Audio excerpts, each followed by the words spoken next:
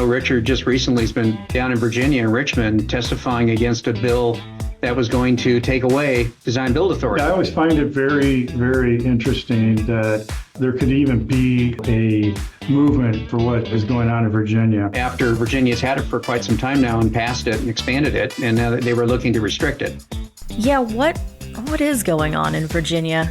Why did Mike, Vince, and I talk so much about the mother of presidents, Old Dominion, our neighboring state, here at the DBIA headquarters in D.C.? Well, several states have had design-build bills pass in the last several months, and we've certainly done our best to keep you updated on where and when they've happened. When we recorded this episode of the Design-Build Delivers podcast, a couple bills in Virginia were top of mind for all of us. Mike and Vince also mentioned DBIA Communications and Advocacy Associate Stephen Askew and Director of State and Local Legislative Affairs Richard Thomas a few times during the episode, probably as many times as they mentioned Virginia. And that's because we were lucky enough to have them as our studio audience that day. Lucky because they were front and center throughout the recent Virginia sessions we talked about in the March episode. For this month's Design Build Delivers podcast bonus content, Richard explains what went down in Virginia, and Mike and Vince talk a bit about how to plan ahead for similar undesirable bills. So Richard, why don't you give us the Virginia Design Build legislation quick hit? There was initially several provisions in bills that would have not only restricted the use of design build, but it also would have really codified some of the worst practices that you're looking at for design build. I think probably one of the biggest issues was the bill would have prohibited the use of using past performance and experience as criteria, which, you know, every research that's been done has shown that that experience is critically important. So through the different committees that the bill went through, and then it went down to one of the last bills to be resolved in a conference committee, literally 18 hours before they adjourned. But we were able to get provisions in that kept Design Build Authority intact, and we were able to get the experience provisions put back into statute as well. So thank you for contextualizing that a little. We keep referring to the Virginia bill, and it's important to know what that is, because Virginia wasn't the first and it won't be the last stand for advancing design build. So Vince and Mike, back to you. How do you approach undesirable bills? Think of the Virginia bill. How will the model legislation and state statute report help when you do have an undesirable bill come up? Great question. A lot of it depends on, what they're trying to do. There's some things that are very, very minor. We've seen changes in the Washington State bill where they've added some context and things like that, none of which has been overly difficult. None of it has affected the procurement or the use of design build. But there's always special interest groups out there looking to influence things. And so going back to Virginia, but I think anytime there's some undesirable legislation out there or something that we have to fight, you got to be pretty aggressive about it, because there's usually very set timelines for these things. But you got to dive into the details and then try to knock that down. You've got one legislator that had a bad experience with a builder doing their deck.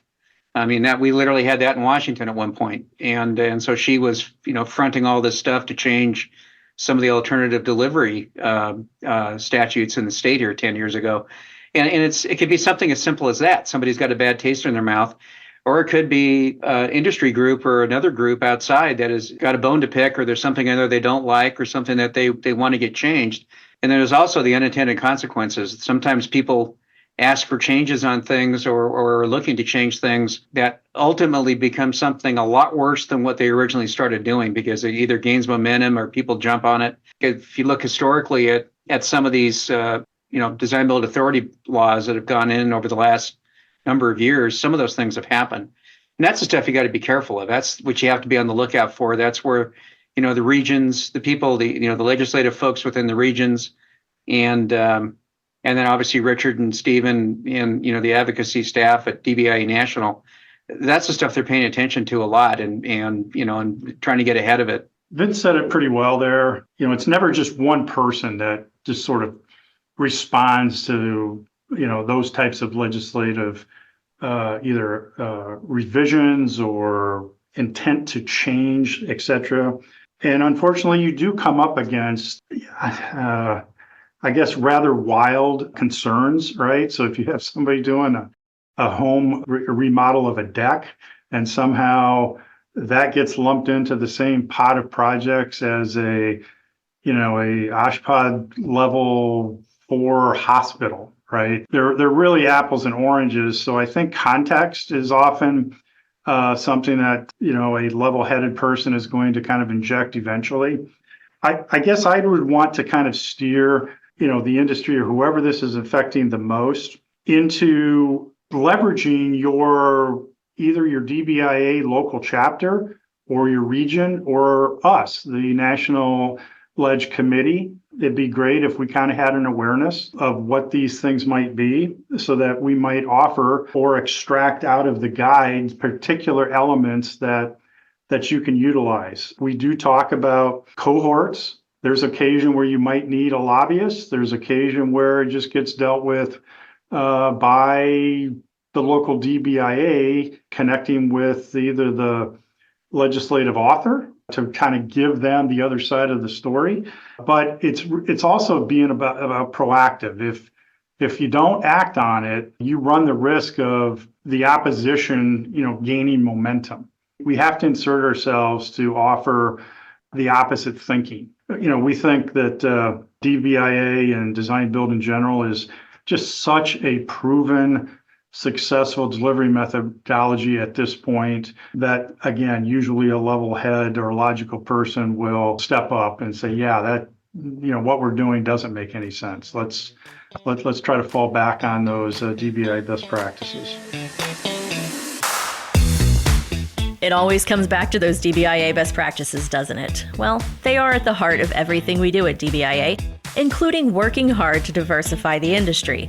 Now, does that seem like a bit of an abrupt turn? Sure, but it'll make a lot more sense when we talk to Ladrina Dansby, Anna Pridmore, and Barbara Wagner about women in construction in the April episode coming out after the Spring Specialty Conferences in Cincinnati.